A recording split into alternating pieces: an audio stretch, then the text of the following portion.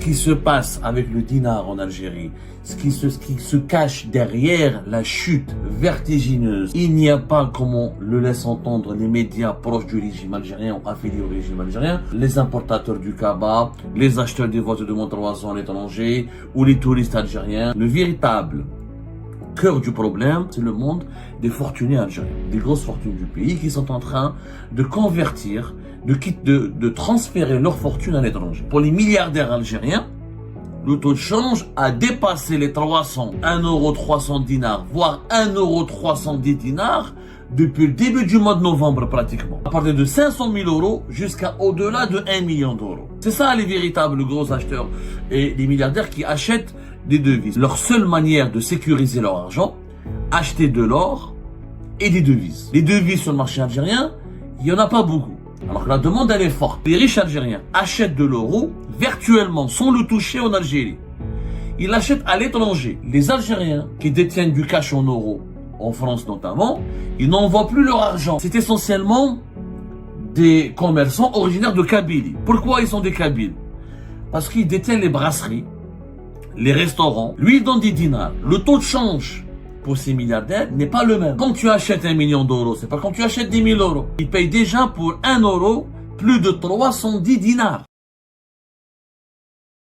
Ce qui se passe avec le dinar en Algérie, ce qui se cache derrière la chute vertigineuse et continue du dinar algérien, il n'y a pas, comme on le laisse entendre les médias proches du régime algérien ou affiliés au régime algérien, ou les partisans du régime algérien, il n'y a pas des raisons, il n'y a pas uniquement que des raisons conjoncturelles, à savoir les importateurs du Kaba, les acheteurs des voitures de Montroison à l'étranger, ou les touristes algériens, ou les étudiants algériens qui partent à l'étranger, ou les voyageurs algériens, ou les haragas algériens qui veulent aller à l'étranger et ne plus revenir en Algérie. C'est complètement faux. Le véritable cœur du problème, il y a des raisons structurelles. Et ces raisons structurelles se retrouvent dans un monde obscur, mystérieux, auquel n'accède pas la majorité écrasante des Algériens et des Algériens parce qu'ils ne connaissent pas les codes de ce monde obscur, ils ne connaissent pas ses pratiques, ils ne connaissent pas ses préoccupations, ils ne connaissent pas ses enjeux. Ce monde obscur, c'est le monde des fortunés algériens, des grosses fortunes du pays qui sont en train de convertir, de transférer leur fortune à l'étranger. On parle de la haraga, on parle des haragas ou de la harga des luxes, on parle de la harga des pauvres, de la harga des chômeurs, de la harga des mineurs, de la harga des femmes et des hommes, de la harga des zawali. Mais on ne parle pas de la harga des fortunés. Il y a une autre harga, il y a une autre catégorie de haraga en Algérie, c'est les haragas fortunés. Les haragas fortunés, ce qui les différencie des haragas des pauvres et des zawali, ils ne prennent pas le bateau pour faire le pays physiquement d'abord. Même s'ils ont les moyens de payer un yacht, de payer une embarcation, des services d'une embarcation de luxe, de payer des passeurs qui disposent de semi-rigides très rapides, très confortables, très luxueux, ou de bateaux très luxueux, très confortables, ou ils peuvent payer même et s'offrir d'abord les services d'un réseau de passeurs très bien structuré. Non. D'abord, les haragas fortunés font évader, avant de s'évader eux-mêmes, et c'est ce qui les intéresse, c'est pas de partir eux-mêmes du pays, d'abord de faire partir, de faire évader, de transférer d'abord leur fortune à l'étranger. On va vous expliquer comment ça se passe dans cette émission de façon très détaillée. Et on va vous révéler surtout qu'il y a deux taux de change. Le taux de change pour les gens ordinaires, qui est à 285, 282, qui a atteint depuis le 26 novembre dernier la barre des 290, qui a failli dépasser les 290 avant de redescendre à 285, 282. Ça, c'est le taux de change appliqué pour les gens ordinaires, pour les grosses fortunes, pour les gens riches. Les gros acheteurs de l'euro, ce sont des personnes riches. Ce sont des personnes qui sont milliardaires. Pour les milliardaires algériens, le taux de change a dépassé les 300 1,300 dinars, voire 1,310 dinars depuis le début du mois de novembre pratiquement. Les milliardaires, quand ils achètent l'euro, ils ont un taux de change totalement différent des simples petits acheteurs. Qu'est-ce qui distingue encore une fois? qu'est-ce qui différencie les deux catégories? Comment on peut classer quelqu'un dans la catégorie d'un petit simple acheteur d'euros, l'autre dans la catégorie de gros acheteurs de l'euro? Un simple acheteur de l'euro, c'est celui qui achète entre 1000 jusqu'à 100 000 euros. Jusqu'à 100 000 euros. Quand tu achètes jusqu'à 100 000 euros, t'es un petit acheteur. Ou tu vas apporter des voitures de Montalvoisin, ou tu fais du commerce du cabas, ou tu envoies de l'argent pour tes enfants qui sont étudiants à l'étranger, ou tu veux aller à l'étranger pour t'établir et fuir l'Algérie, ou tu veux aller te soigner à l'étranger, ou tu fais du petit business. Tu es un businessman. Tu fais du petit business, ramener le cabas, etc. Un peu, je mets les camions qui ramènent des produits de France, etc.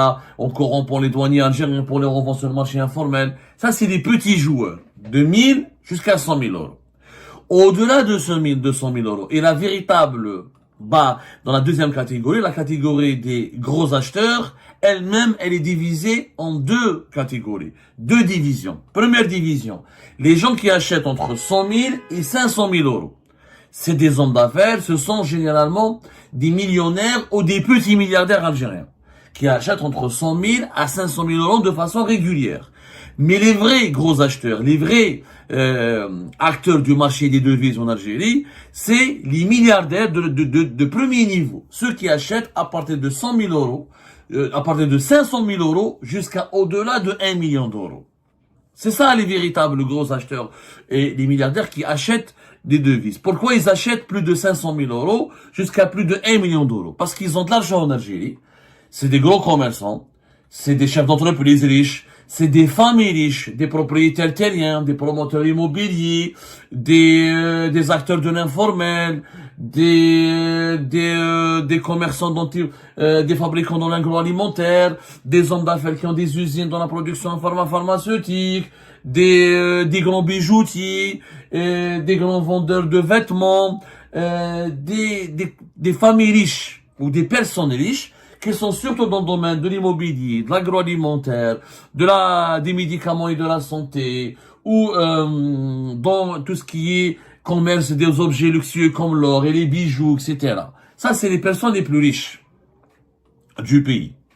Ou les propriétaires du foncier, les propriétaires des terriens, qu'eux, ils ont de l'argent. Et qui ne font pas confiance à l'Algérie, on l'a expliqué plusieurs fois. Ils ne font plus confiance au système Tebboune. Parce que le système Tebboune est en train de les traquer, veut leur prendre de l'argent, veut les empêcher d'utiliser leur cash, ne les laisse pas investir, ne les laisse plus acheter les appartements comme ils veulent, ne les laisse plus s'impliquer dans l'industrie comme ils veulent. Il y a une série depuis 2021, depuis 2022, et ça s'est accentué depuis 2023, au niveau des banques algériennes, il y a une série de nouvelles mesures de contrôle, de surveillance et de suivi des mouvements financiers des personnes les plus riches. Quand ils versent de l'argent, ils sont surveillés, signalés à la police, notamment au service central de lutte contre le crime organisé de Saoula. Quand ils retirent leur cash, ils sont aussi signalés au service central de lutte contre le crime organisé de Saoula. Ils sont auditionnés, ils sont placés sous enquête. On n'en parle pas. On n'en parle pas parce qu'il n'y a pas une presse indépendante et parce que c'est un sujet sensible. Mais le nombre de personnes riches en Algérie qui ont été interrogées, auditionnées par la police à Saoula ou par les annexes du service régional, du service de lutte contre, du service central de lutte contre le crime organisé de Saoula, pour des blanchiments d'argent, pour enrichissement illicite, pour détention suspecte de capitaux. Il y a un nombre important, ce sont des centaines chaque année de riches algériens qui sont emmerdés. D'abord par la police, avant même par le fisc. Ils sont rarement emmerdés par le fisc, puisque le fisc, par la suite, quand il y a des poursuites judiciaires au niveau du pôle économique, du pôle des affaires économiques et financières de Sidi Mohamed, il est juste partie civile. Juste partie civile. Ou le trésor public est partie civile. Mais tout est fait par la police, par le service central de lutte contre le crime organisé de Saoula. Ces riches algériens, ils sont traqués, réprimés, et ils ne sont plus libres d'utiliser leur argent. Depuis le début de l'année 2025, notamment, ils ne peuvent plus acheter des appartements ou des voitures avec du cash. Et quand ils partent dans les banques, ils ne peuvent plus retirer du cash comme ils veulent, et quand ils ne peuvent pas verser autant de sommes qu'ils veulent, parce qu'on leur demande des justificatifs, ou ils sont directement signalés à la police, notamment la DG, le service central de lutte contre le crime organisé, ils se retrouvent dans de sales draps, et dans des sales endroits, puisqu'ils peuvent être placés en garde à vue, ensuite on se fait lever à la justice, et ils risquent des peines d'emprisonnement. Que font ces riches, ces milliardaires? Eh ben, ils achètent des devises. Leur seule manière de sécuriser leur argent, acheter de l'or et des devises. l'or n'est pas disponible en quantité suffisante en Algérie pour répondre à la demande de sécurisation de ces fortunés, à la demande de sécurité de ces fortunés et à la sécurisation de leurs actifs, de leurs fortunes. On peut pas tous acheter de l'or d'un coup, sinon déjà l'or est très très cher et il n'est pas disponible. Donc quand on peut pas acheter de l'or et des bijoux, on achète de l'euro pour le stocker. Au départ, cet euro en Algérie était acheté en Algérie. Et les fortunés algériens achetaient 500 000, 1 million, 2 millions d'euros et les cachaient chez eux. Dans leurs armoires, sur leurs oreillers, dans leurs hangars, dans le sous-sol de leur villa, dans des coffres-forts chez eux dans leur maison. C'est comme ça que ça se passait jusqu'à 2024. À partir de 2024, une nouvelle tendance. L'euro, il n'y a pas d'euro dans le marché algérien. Pourquoi il n'y a pas d'euro dans le marché algérien? Parce que, d'abord, les envois de l'euro depuis l'étranger ont commencé à baisser. Ont commencé à beaucoup baisser. Pourquoi? Parce qu'il y a une nouvelle tendance qui s'est développée. J'ai toujours rappelé que auparavant, le marché, il y a une évolution importante que vous devez comprendre au niveau du marché parallèle des devises, c'est que d'où venaient les devises. On a déjà fait des émissions là-dessus, on a déjà expliqué de façon avec des infographies, avec des illustrations chiffrées, etc., avec des graphiques. Mais il vaut mieux répéter pour que le message passe. Le marché des devises en Algérie, il avait 4 sources principales. Les retraités algériens, qui sont au nombre de 300 000, etc., qui ont travaillé toute leur vie en France et qui touchent leur retraite en devises en Algérie et qui les convertissent pour profiter d'Algérie, c'est à peu près 1 milliard d'euros. Les envois de devises de la diaspora algérienne, c'est 2 milliards d'euros. 70% de cette diaspora, ou 80% de ces envois viennent de France, parce que la majorité de la diaspora algérienne, elle est basée en France. Les Algériens qui sont basés au Canada, au Dubaï, envoient beaucoup moins d'argent que les Algériens qui sont basés en France. Ça fait 2 milliards d'euros. Et vous avez les Algériens, c'est différent, les Algériens qui rentrent chez eux en Algérie pour passer des vacances, etc. Ils sont au nombre de régulièrement chaque année. Nous avons 700 000 immigrés algériens, entre 700 000 jusqu'à même 800 000. Les chiffres récents, c'est 700 000 et quelques immigrés algériens qui rentrent annuellement chez eux et qui ramènent avec eux de l'argent pour les besoins de leurs vacances, pour les besoins de leur famille, etc. Et ça fait entre 500 et 600 millions d'euros. Plus, auparavant, c'est une source importante, on avait les devises ou les euros qui venaient de la surfacturation des importateurs. Les importateurs algériens, ça existait à l'époque de Bouteflika, c'était le cercle le plus puissant. Ils importaient à l'étranger, ils surfacturaient, c'est-à-dire le prix de leurs produits importés, on lui rajoutait de 20 à 30%, et ces 20 à 30% supplémentaires, c'est de l'argent qu'ils récupèrent auprès de leurs fournisseurs étrangers. Ils récupèrent ensuite cet argent, ils essayent, à travers d'autres filiales, ils prennent du cash, et ce cash revient en Algérie pour être blanchi, pour être récupéré, et sera revendu et eux, les importateurs algériens récupèrent des dinars. Et rien que ce circuit à l'époque de Bouteflika, c'était facilement parlant une estimation à 3 milliards d'euros, l'équivalent de 2 milliards et demi jusqu'à 3 milliards d'euros. Contre l'Algérie, importait beaucoup. Mais comme les importations étaient réduites pratiquement à néant, et cette pratique-là de surfacturation et de acheminement des devises récupérées auprès des fournisseurs étrangers via un circuit logistique et leur blanchiment dans le marché parallèle, cette catégorie a été réduite à néant pratiquement. Réduite à néant. Donc, les devises sur le marché algérien, il n'y en a pas beaucoup. Alors que la demande, elle est forte. La nouvelle tendance qui s'est créée depuis notamment 2024, c'est que les riches algériens achètent de l'euro virtuellement, sans le toucher en Algérie. Ils l'achètent à l'étranger. Les Algériens qui détiennent du cash en euros, en France notamment, ils n'envoient plus leur argent. Les gros détenteurs de cash. Qui sont les gros détenteurs de cash en euros algériens en France? C'est essentiellement des commerçants originaires de Kabylie. Pourquoi ils sont des Kabyles? Parce qu'ils détiennent les brasseries, les restaurants, les cafétérias. Le cash en France, il vient d'où? En France, le cash n'est pas dominant. Même s'il est plus dominant que dans les pays par exemple, dans les pays par rapport aux pays de l'Europe du Nord, le cash, il est dominant en France, par rapport aux pays de l'Europe du Nord. Mais par rapport à l'Algérie, en France, on paye avec les cartes, tout est numérisé, tout est contrôlé, le fisc français contrôle tout, etc. Et la moindre, en France, tu retires 1000 euros de ta banque, tu mets 1500 euros, la banque te demande un justificatif, tu retires beaucoup de cash, la banque te demande un justificatif, et tu peux le signaler au fisc. Il y a les dispositifs TRACFIN, il y a des mécanismes de lutte contre le blanchiment d'argent qui sont très pointus et très sophistiqués. Sauf qu'il y a des failles. Il y a des secteurs en France où le cash domine. La brasserie, par exemple, quand tu prends une bière, quand tu manges dans une brasserie, etc., dans les bistrots, les gens payent essentiellement en cash, en espèces. Les cafés sont payés en espèces. Il y a des cartes, etc., mais il y a encore une pratique dominante du paiement en espèces. Les kebabs, on paye régulièrement en espèces. Dans les restaurants, dans les cafétérias. Les Kabyles en Algérie et en France ont une tradition de propriétaires de cash, de propriétaires de bistrots, de brasseries, etc., qui remonte à plus de 30-40 ans. C'est la caractéristique de l'immigration kabyle. Vous avez d'autres Algériens, par exemple, d'Ouessouf, de Marnia, d'Ostrid, qui sont par exemple dans le BTP, qui sont dans d'autres secteurs où il y a du cash encore. Mais le premier secteur, on peut dire que si on fait un classement, les brasseries, les cafétérias, les restaurants, etc., c'est le secteur où il y a le plus de cash. Ensuite, vous avez les kebabs, etc., et le BTP. Les détenteurs de cash en Algérie, en France, ne l'envoient plus en Algérie. Qu'est-ce qui se passe? Comment ça se passe aujourd'hui? Tout le cash est destiné vers la Turquie et Dubaï.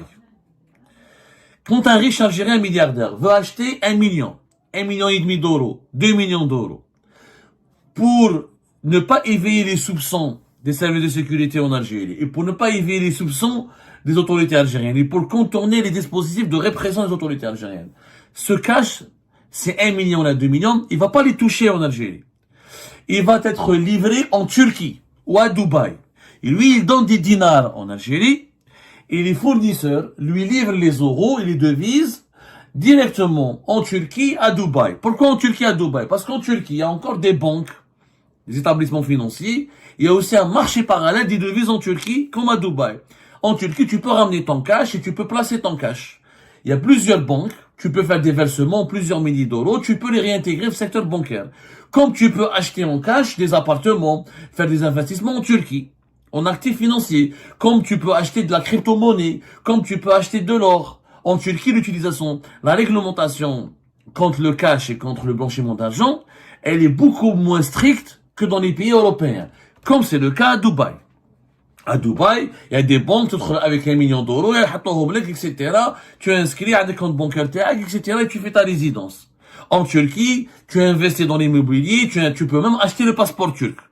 Récemment, c'était à 500 000, l'équivalent de 500 000 euros, tu peux acheter une résidence. Si tu rajoutes un peu d'argent, tu peux même avoir la nationalité turque. Donc, il y a des législations ouvertes qui attirent les capitaux, notamment les capitaux de provenance illicites ou non identifiés. C'est pour ça que la Turquie et Dubaï, par exemple, sont régulièrement critiqués par les puissances européennes, occidentales, en matière de leur lutte contre le blanchiment d'argent. De temps à autre, ils renforcent la surveillance, ils renforcent les mesures de surveillance, mais ils laissent des marges de manœuvre pour les transferts de devises, notamment les transferts illicites. Donc, le riche algérien, le milliardaire algérien, ne touche pas ses devises en Algérie. Il les touche en Turquie, auprès d'un intermédiaire, où il ouvre un compte bancaire, etc., où il y a des courtiers qui sont spécialisés en cela, ils lui font une entreprise turque, il y a pas mal de mécanismes et de montages fiscaux, entreprises, compte bancaire personnel, résidents, non résidents, exactement comme à Dubaï. Lui, il donne des dinars. Le taux de change pour ces milliardaires n'est pas le même. Quand tu achètes 1 million d'euros, c'est pas quand tu achètes 10 000 euros. Quand tu achètes 1,5 million, 2 millions, 3 millions d'euros, c'est pas quand tu achètes 15 000, 20 000, 30 000, 40 000 euros. C'est pas du même taux de change. Déjà, les riches algériens, les milliardaires algériens, pour acheter, pour se faire livrer 3 ou 4 millions d'euros, ou plus de 1 million d'euros, à Dubaï ou à Istanbul en Turquie, ils payent déjà pour 1 euro plus de 310 dinars. La semaine cette semaine, le 310, 315 dinars. C'est-à-dire le riche, le milliardaire algérien, il paye pour 1 million d'euros, multiplié par 310. Il paye pour 1 million d'euros, ça lui coûtera 310 millions de dinars, c'est-à-dire plus de 30 milliards. Pour 1 million d'euros, il reste 31 milliards. C'est énorme, 2 centimes. Mais il a du cash en Algérie. Dinar Kain en cash. Le dinar, c'est une monnaie de monopole. Et tout le monde il a du cash en Algérie. 95% de nos transactions, je dirais même 99% de nos transactions économiques en Algérie sont en cash. Donc le cash Kain.